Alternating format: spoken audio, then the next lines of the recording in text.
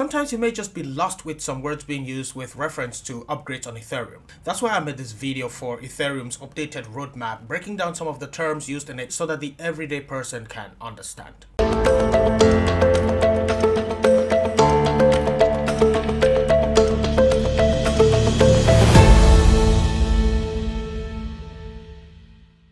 Hello and welcome back to the channel. My name is Herve, and every other day on this channel I try my best to bring you crypto in the easiest way I can.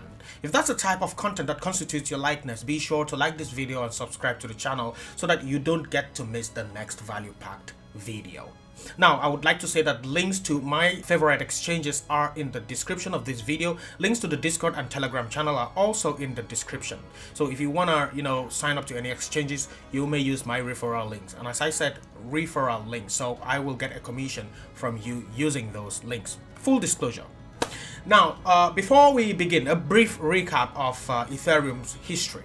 Ethereum, as we know it, is a decentralized open source blockchain platform that was created by Vitalik Buterin and some others like Charles Hoskinson and Dr. Gavin Hood. Now, Dr. Gavin Hood is the founder of Polkadot and Charles Hoskinson is the founder of Cardano. Most of you will know that. So this all happened in 2015. The project was initially funded through a crowd sale where people could buy Ethereum coins called ETH in exchange for Bitcoin or other cryptocurrencies. Now, it's important to note that at this time, Ethereum was a proof of work blockchain. So people used to mine to have ETH rather than now that they just stake. Yeah, we'll come to that as we go along. Vitalik conceived of Ethereum as a platform that will allow developers to build decentralized applications or dApps using smart contracts, which are self-executing programs that can automate the exchange of value, data, and other digital assets. More about smart contracts in the description of this video.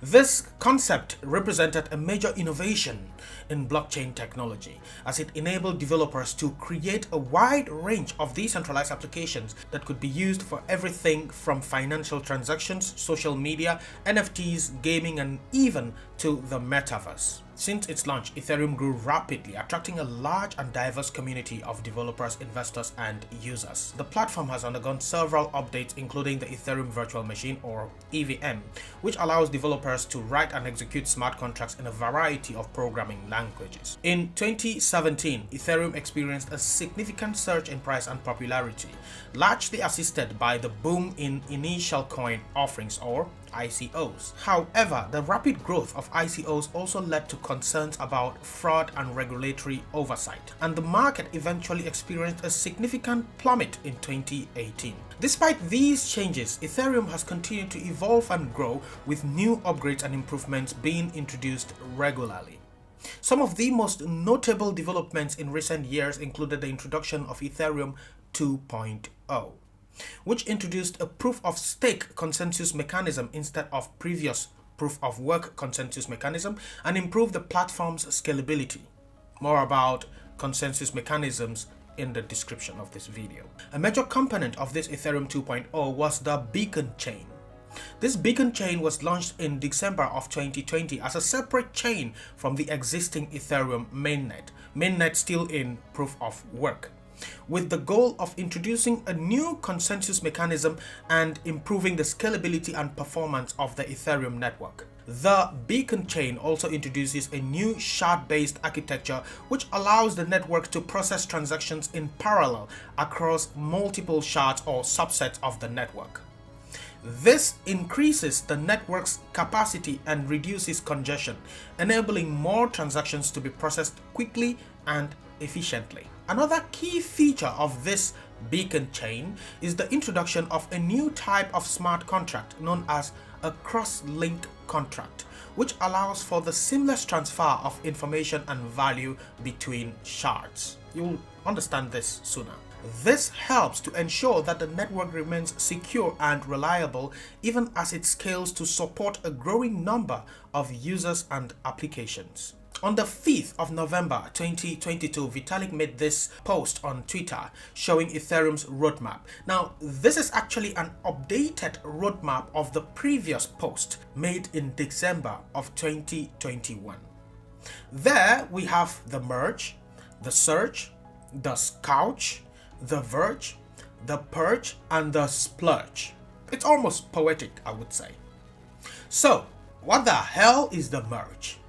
The merge, which took place on the 15th of September of 2022, refers to the combining of the Ethereum's proof of work mainnet and the proof of stake beacon chain. This is something which I also talked about on this channel as we were coming up to it. One of the key benefits of the merge was it significantly improved the efficiency of the network, and according to Cointelegraph, there was a steep increase in daily block creation and a substantial decrease in average block time. It also reduced the energy consumption of the network by approximately 99.95%.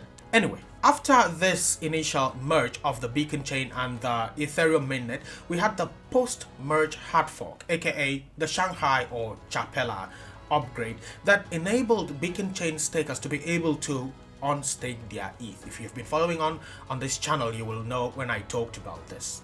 So in all, the merge represented a major milestone in the evolution of the Ethereum network. So the surge.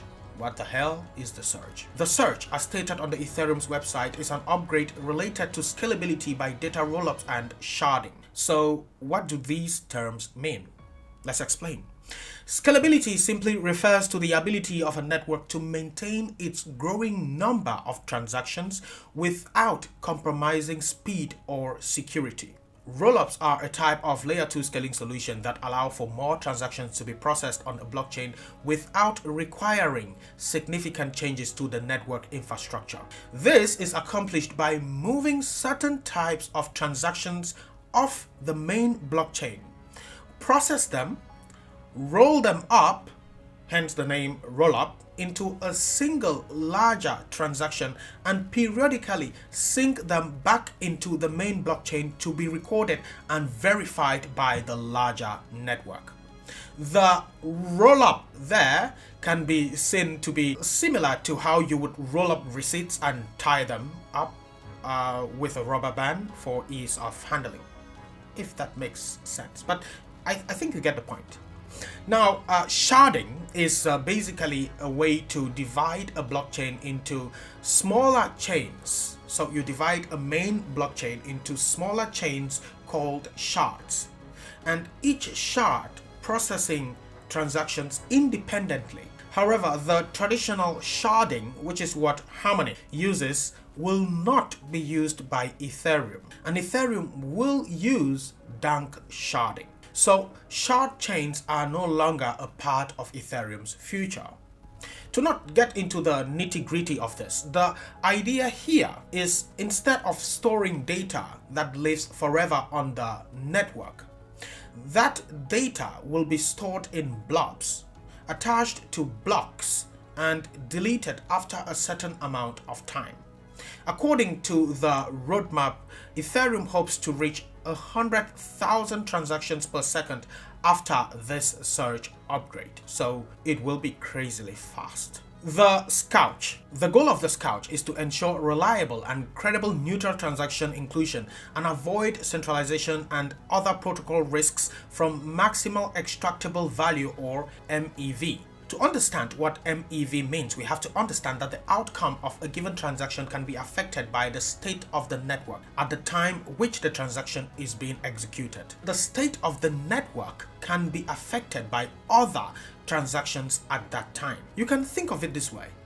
A validator in the network may be able to manipulate the order in which transactions are processed so that he can extract additional value from them, such as front-running a trade or liquidating a position at an advantageous price. So the goal of this Scourge will be to ensure reliable and credible neutral transaction inclusion and avoid centralization and other protocol risks from these MEVs. The Verge, which is our next one, the goal of the Verge will be to ease verification of blocks. Now, usually to verify blocks, you basically have to download all the entire data. Just for context, the network is about 60 gigabyte worth of data.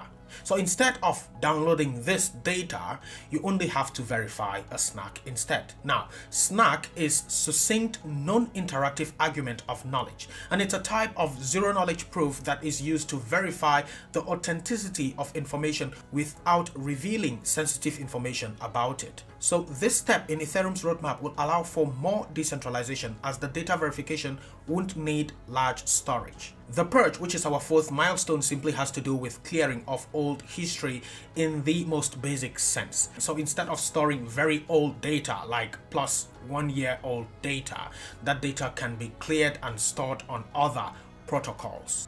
Stratus! And now we come to our final step, the splurge. The goal here will be to fix everything else, and one of them will be account abstraction, or ERC 4337. This will allow users to use Ethereum wallets just as easily as they would use regular bank accounts with the aid of smart contracts. Advantages of this will include two-factor authentication or biometrics for security, and even scheduled payments like monthly bills. So there you have it, people, my quick overview on Ethereum's upcoming milestones. I hope you enjoyed it and I hope you learned something from it. If there is anything you do not understand, let me know in the comments. If you have any more questions, let me know in the comments. If there is anything I missed to say, also let me know in the comments. Thanks so much for watching the video, and see you in the next one.